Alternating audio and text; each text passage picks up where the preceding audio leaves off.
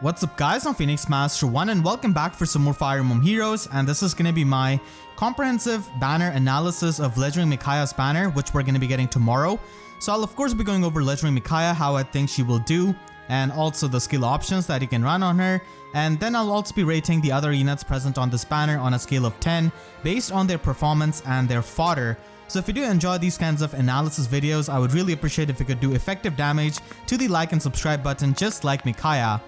So here's Legendary Micaiah. Definitely was quite inevitable in my opinion, and I kind of expected her to be a staff unit honestly, because this outfit which it's based on, it's on a cipher card, and in that cipher card she does have a staff, so I did think that she would be a staff unit.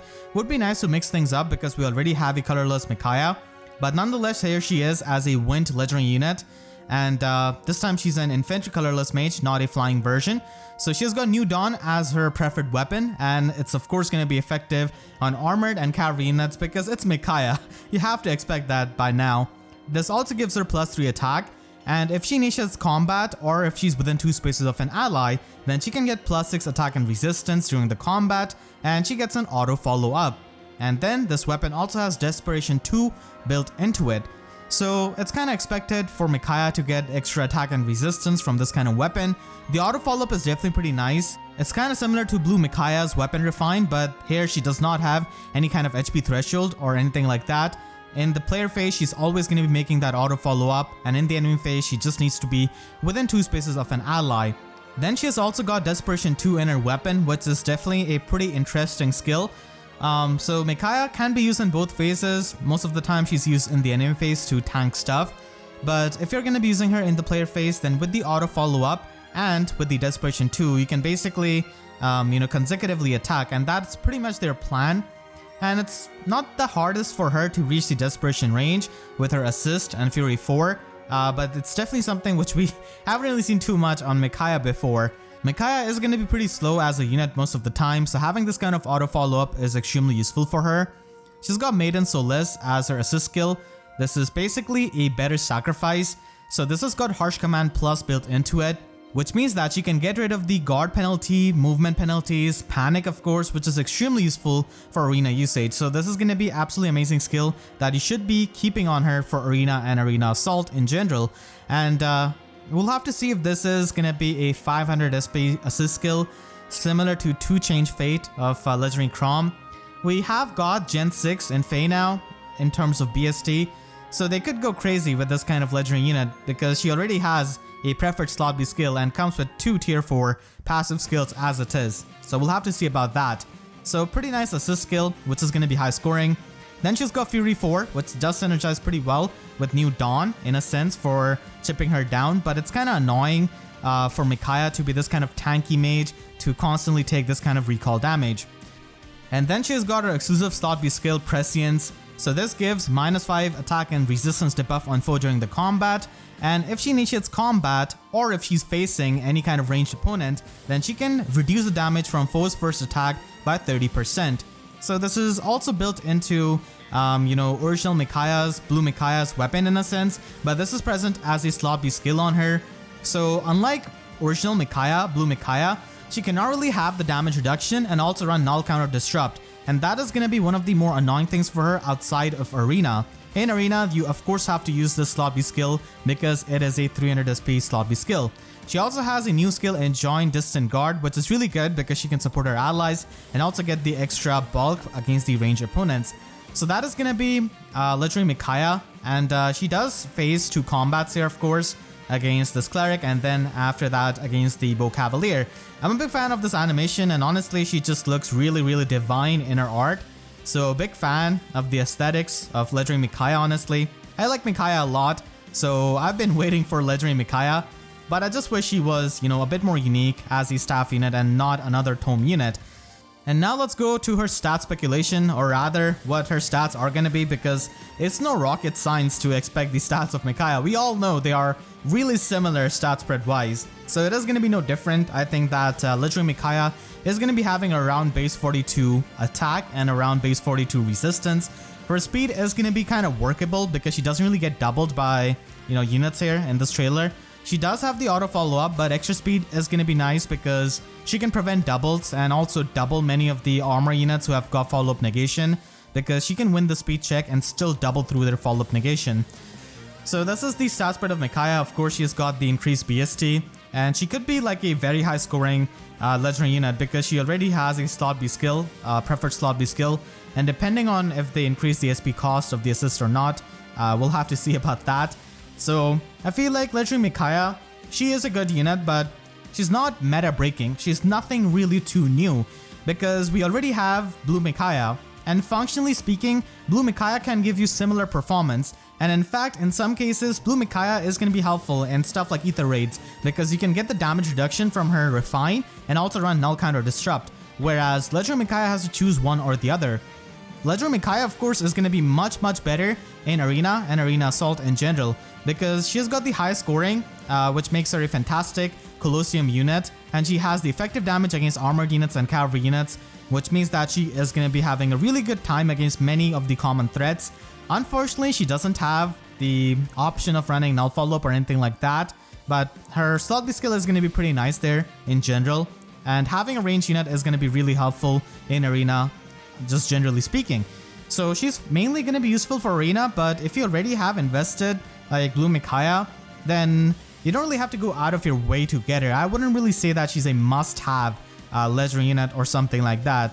Like, again, don't get me wrong, she's not a bad unit whatsoever. She's pretty powerful, but it's just that she doesn't really bring anything too new or meta breaking to the table, which is not bad. Not every unit needs to be legendary Seagard, mind you, but we do have other Micaiahs, like blue Micaiah, of course, with a Refine.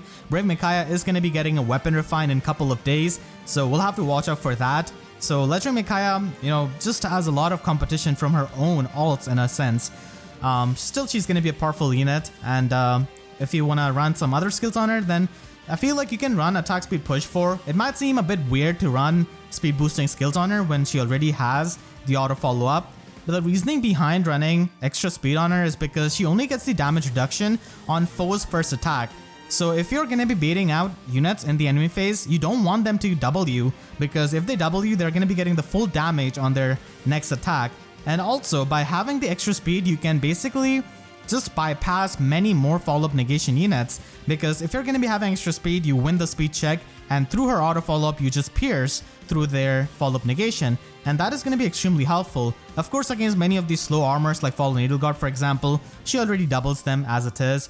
Sturdy Impact is a really good option for her in Arena because many of the physical threats are going to be hitting her on the lower defense, which is not that good, and having that extra defense and the impact effect can definitely be pretty nice because, again, she does not want to get doubled because she can only reduce the damage from foe's first attack, and that can also lead to having more bulk in player phase, which is always nice.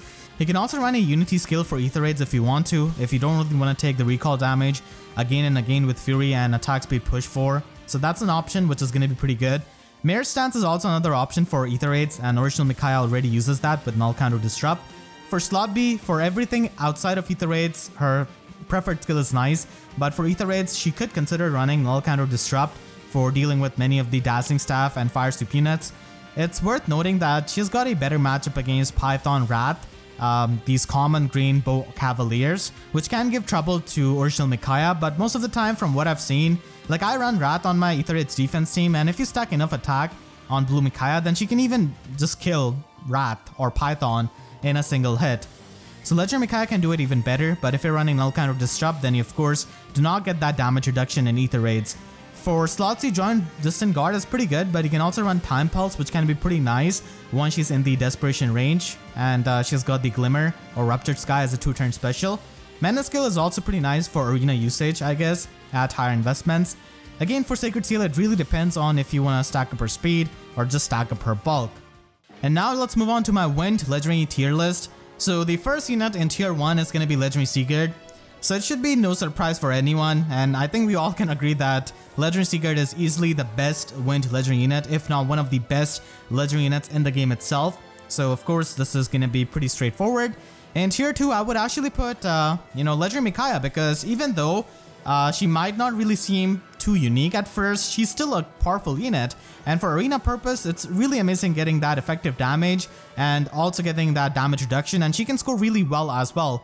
Scoring is really big in Arena because it just gets so competitive as time goes on. We get these higher and higher ceiling units. So that's why scoring is really important. And she has got the combat prowess as well, which is really good.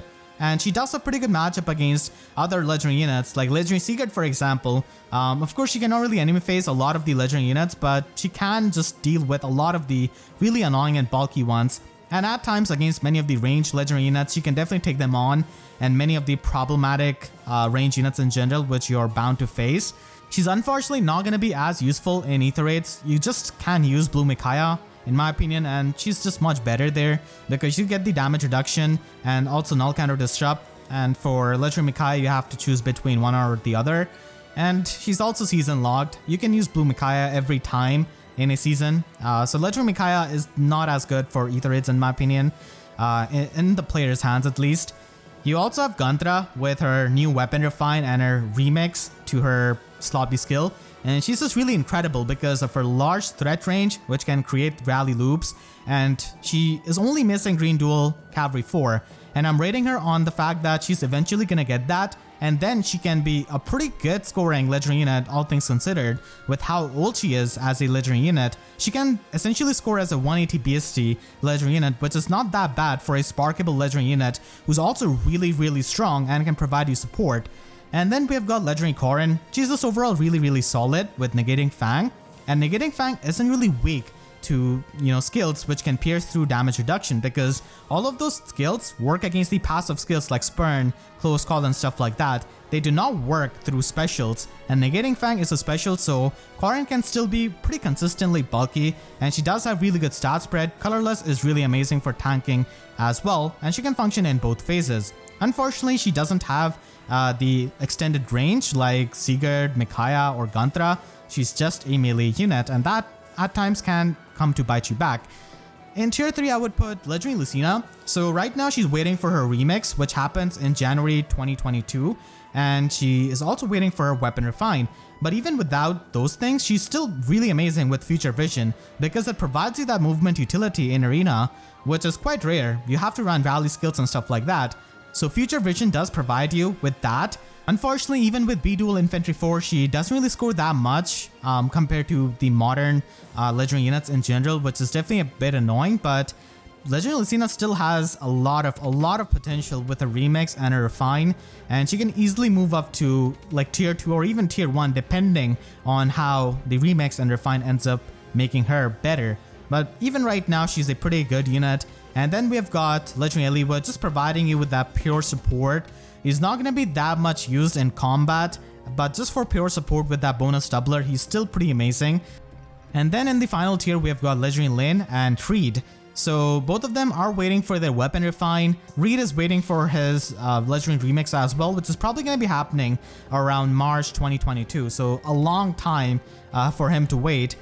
Lin can still get her weapon refined this year itself, and that could help her quite a bit. Her remix was a bit decent, but overall, her matchups against many of the wind legendary units like legendary Sigurd, for example, is really not that good and can be really suffering.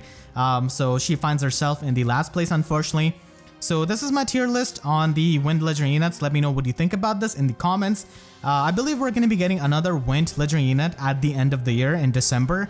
So maybe we'll revisit this, and maybe by then we have got Lin with her weapon refine. Really looking forward to that.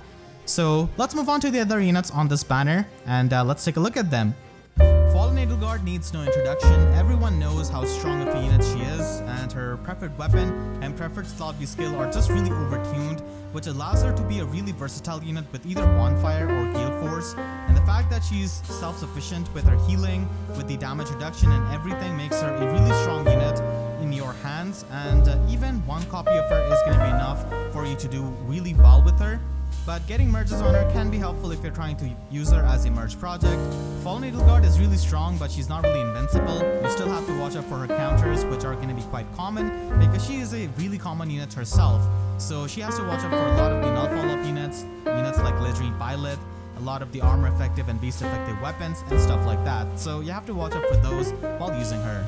Unfortunately, she doesn't really have too good of a fodder. Attack defense ideal is pretty nice, nice, but it's only available for armor units and infantry units, and you need to be at full HP. So unless you have self-healing like Fallen Edelgard or really good bulk like her, most of the time this is not going to be that useful for many of the tanks, and they just prefer something like a stand skill that can also give them the guard effect. Armored Stride is also another skill, but there are not too many armor units who want to use this. Most of the armor units probably want something like a save skill. Ashera is a 7th slot Astro Mythic unit, providing you with extra resistance from her Mythic effect and also providing you the extra 7th slot, but everyone does have Regen, and she also provides you with the Null Panic from her Slotsy skill. So Ashera is not really as good as Plumeria or Regen when it comes to being an Astro Mythic, but she's still pretty nice with her support capabilities. I wouldn't really say that she is a must-have Astro Mythic though. She can be a good mythic with tanks as she can provide them with the extra resistance and also the Null Panic. So extra resistance is really nice because majority of the threats in AETHER defense are going to be magically based, so that extra resistance is always going to be helpful in tanking, and the Null Panic just makes you immune to panic manners and any kind of panic effects, which tanks really appreciate because many times they don't have enough HP to avoid a panic manner. She can hit really hard and she can be useful for cleanup or just hit really hard against the far save armor units with Windsweep build. So that's a possibility with Ashera, and her attack power is definitely pretty high. Her resistance is also not that bad, so she can definitely take some magical threats which are going to be common, but unfortunately her HP is not really all that high, so she cannot really take too many of them at the same time. Her fodder is the Ideal skill and lull speed resistance. It's alright, but it's nothing really too spectacular because you cannot really inherit both of these at the same time, and as I said, in attack defense ideal for Fallen Edelgard, not many units would want an ideal skill, but I guess it is going to be useful in both phases, so it really depends on the kind of tank you're running this on, and lull speed resistance is always going to be useful for any kind of fast mage. Fallen Emil Morgan is easily one of the best red mages in the game because he combines the good aspects of Kyria and Fallen Julia. Kyria's mixed bulk and Fallen Julia's auto follow up, and then some with Tome of Despair giving him the guard effect and also the follow up negation on the enemy. So that makes him a pretty stocky unit who can also hit really hard. His weapon does work based on the value of total bonuses on himself and the penalties on the opponent. So the Menace skill does have pretty good synergy with that, and he already comes with it. His fodder is pretty amazing with the Menace skill. That is the main skill which most people are going to be foddering him off for, and I guess along with that he can also get attack res solo 3. So his fodder is pretty good in that aspect. Menace skills are definitely pretty rare, and right now he's the only unit who has got attack res menace, which does increase his value in terms of fodder potential. Legendary Lilina is easily one of the best cavalry mages in the entire game. Her playstyle might seem a bit linear with just hitting really hard, but she's absolutely amazing at that playstyle. Gifted Magic is her preferred special, which is slightly less strong AoE special, but it does have low cooldown, and it goes really well with her weapon studied 4 Blaze, which does pre-charge it at the start of a map, so she can basically loop her specials without really using Special Spiral or anything like that. And she's quite universally useful from abyssal maps to competitive game modes like AETHER offense, defense, arena. Unfortunately, her base kit isn't really all that synergetic. You actually want to run Life and Death on her Slotty and Sacred Seal because the AoE specials always count the visible attack stat into the calculation. Studied 4 Blaze also has the Hardy Bearing built into it, so she will have no problem against any kind of Vantage units with her AoE special. Her fodder is decent with attack res solo 4 and Pot Smoke. Unfortunately, cannot really inherit both of these skills at the same time. Sabotage resistance is already present on Solon. Pot Smoke is by far the most valuable skill adder for fodder, but still it's not even that good anymore in my opinion in AETHER offense, as infantry pulse teams are pretty uncommon nowadays, and Pot Smoke can still help you though in many of the situations against stuff like Gale Force Eliwood and things of those nature, but generally speaking, Pot Smoke is not going to be as useful as it was like a year ago. The best tanks in the game, which are save armor units, are not really going to be needing Pulse Smoke as they already run a save skill in their Slotsy. Still, it's a decent fodder. Sothis is unfortunately the least useful Dark Mythic unit in the entire game. The reason being is that her playstyle is just too honest. You need some degenerate stuff to work in AETHER defense like Note or Bramimond, but unfortunately she is none of those things. She's just really honest melee unit. I've honestly lost count of how many plus 10 Merc Sothis I've faced in Vault of Heaven, but none of those plus 10 Sothis really seemed like threatening enough at any point, so she's really not going to be that threatening of a dark defense unit, and because of being a dragon, she's just not able to learn many kinds of skills which would have been useful. So this is definitely one of the early mythic units which desperately needs some kind of mythic remix to happen to make her much better for the game mode that she was made for, which is Aether defense. But right now she's really not going to be that impressive of a unit. Her fodder is really amazing with Time Pulse and Attack Speed Solo. You cannot really inherit both of these skills at the same time, and most of the time people are going to be using her for Time Pulse, which is going to be a much rarer skill, and it is really useful on infantry units.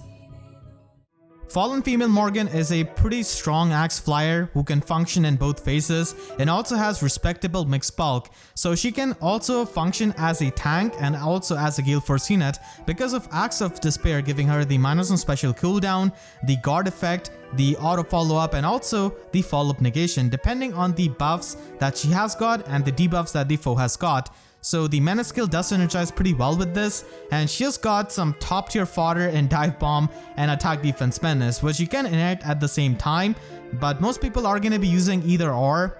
Either you're going to be using the menace skill or you're going to be using Dive Bomb, and on a Dive Bomb unit you're most likely going to be running some kind of rain skill anyways, but still it makes her a top tier fodder for sure.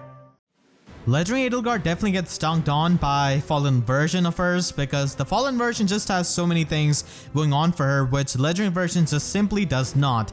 Not to mention Fallen Edelgard can also be blessed and is also colorless, which is a lot better for tanking and just nuking in general.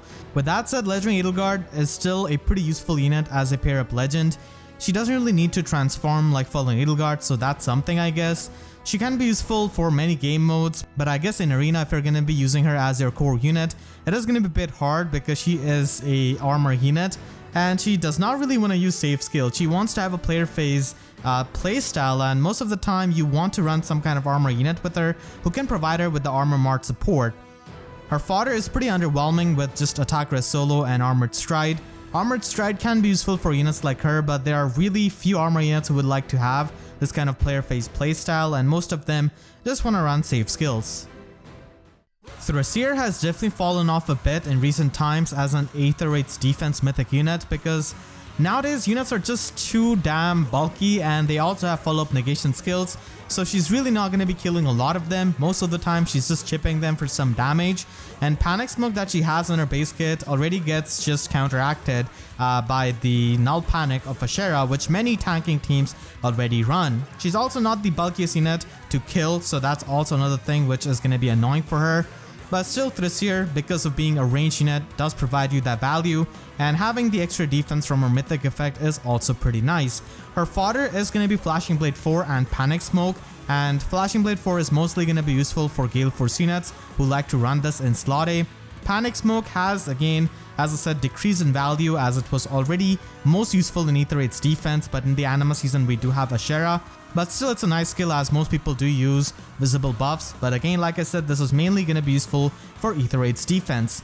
But it is going to be pretty rare to see a unit who is going to be wanting to run both of these skills at the same time. Also, you can get Flashing Blade 4 from the Divine Code section. Ingrid is a pretty unique Lance Cavalier with her preferred weapon, even though that's a very saturated class type. We've also got Brave Erica recently, and she's just a monster in the player phase. Ingrid is obviously not as good as Brave Erica, but still she's quite unique because Lewin provides her with the Fire Sweep effect and also provides her with the true damage based on her speed, and she can also get -1 special cooldown, so she excels in the player phase with that, and that just opens up her slot B skill so you can run lull speed defense or even run a trace skill to get the Kanto effect. The problem with a lot of Fire Sweep units is that they do not do too much damage, and oftentimes against many bulky units they simply do 0 damage, but that's not going to be happening with Ingrid because of the true damage that she gets from her weapon and by also being super fast. Her fodder is also pretty good, providing you with attack speed solo, lull speed defense, and also rouse attack speed. Though I feel like attack speed solo and lull speed defense are probably the more valuable skills here. Most people are going to be foddering her for those, but you cannot really inherit both of them at the same time, unfortunately.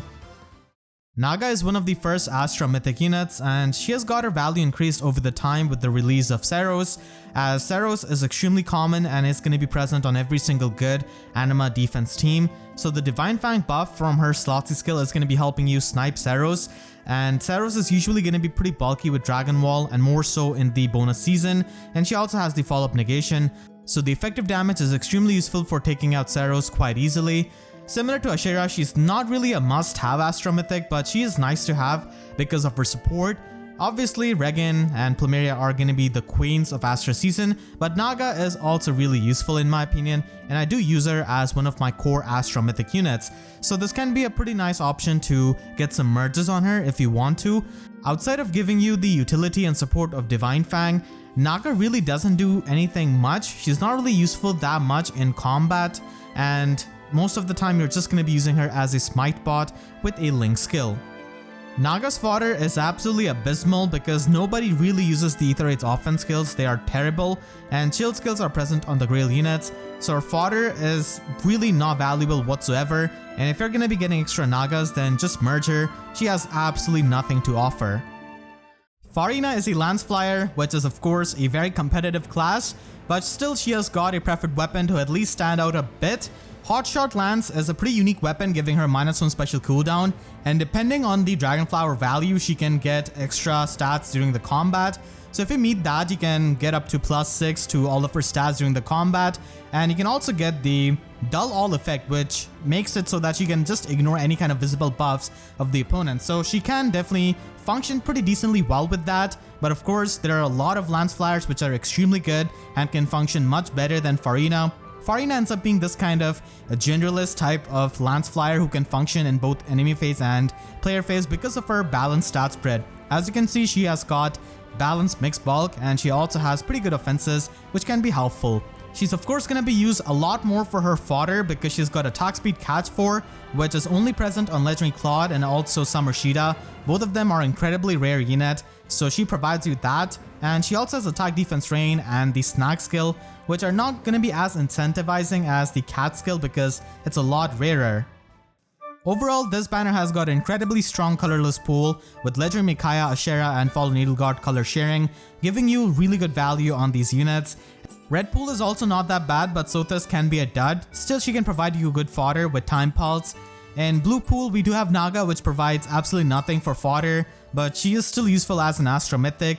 Green has got, again, Legendary Edelgard and Thrasir color sharing, with also Fallen Female Morgan who provides some really top tier fodder. But still, I feel like this is one of the more passable Legendary banners. Legendary Micaiah herself is not a must-pull unit in my eyes at least, so if you can save up orbs, you can definitely look forward to some of the other banners coming up in September.